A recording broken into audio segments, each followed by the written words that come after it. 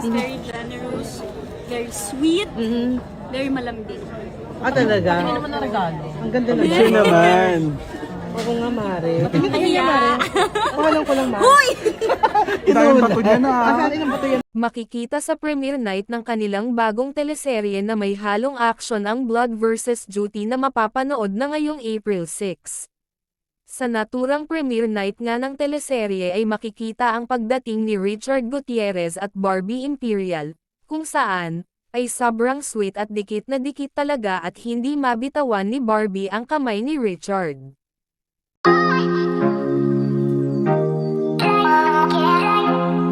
Names nila. With the guidance of Ms. Juna Dailet, our associate producer, the Deputy Executive Director, Attorney Hi, Jehan Lepay. Of course, the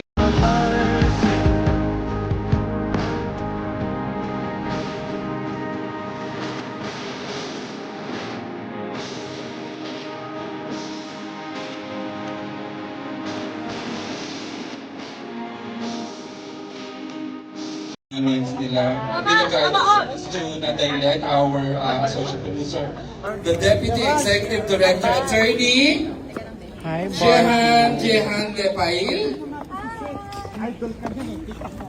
Of course, the Para balanse ito sa kanila.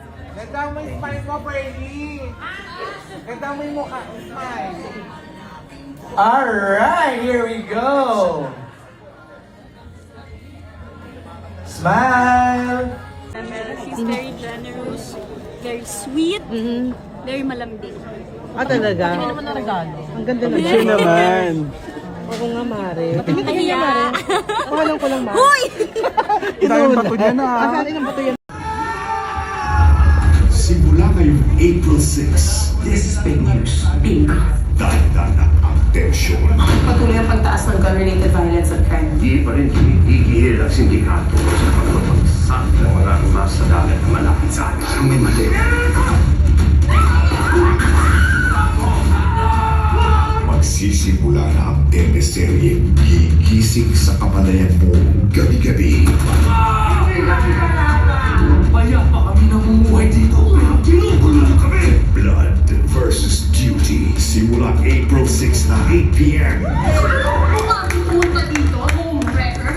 Malalantad rin ang mas matitinding emosyon. Don't push me. Hindi mo alam kung ano pwede ko gawin. Panahon na para maligay. The Alibi sa bago nitong oras, 8:45 p.m. Ito ang Gabi ng Pinoy, ang ating prime time bida. Yeah! We announced it. We announced it. Reaction, Chart, Jet. Yeah. Excited. Yeah, we're very excited. We're very honored to get the first time slot after TV Patrol. Yes, so we're very thankful. Actually, I just want to bow down and be grateful because, you know, nobody has touched this time slot in a very long time. And you know, it's such an honor for us, the whole team, to be here right now. I think the stars aligned for us to be here. You know, it wasn't part of the grand plan, you know, but we ended up here today. And I'm just very thankful, very grateful to Tita Cory, to ABS-CBN, JRB Group, everybody behind JRB Group, Ms. Julie, thank you for your patience, your understanding, and your perseverance for, you know, guiding us. Bro, sa pwede mong show. pasalamatan si Ate Marisa. Si Ate Marisa! Ate Marisa, we love you. Tsaka si Dante. Ate Maya.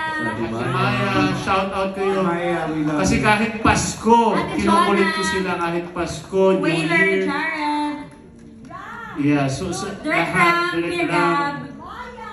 Gab. Yes. Kasi kahit Pasko, nung Pasko, kinukulit ko.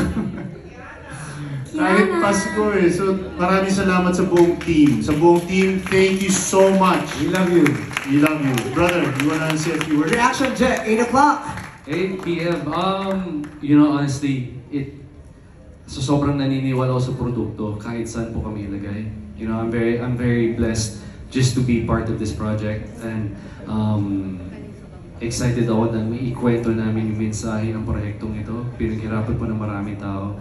And just by seeing this and alam na po natin yung time slot, it motivates me even more para pagbutihan palalo. Kasi now the responsibility is even bigger. At I'm really one of the kind of person who takes challenges straight on. So, and I wouldn't do it without this team. So, sobrang happy at excited. Sana po ay abangan nyo Blood versus Judy, April 6, 8 p.m. po yan.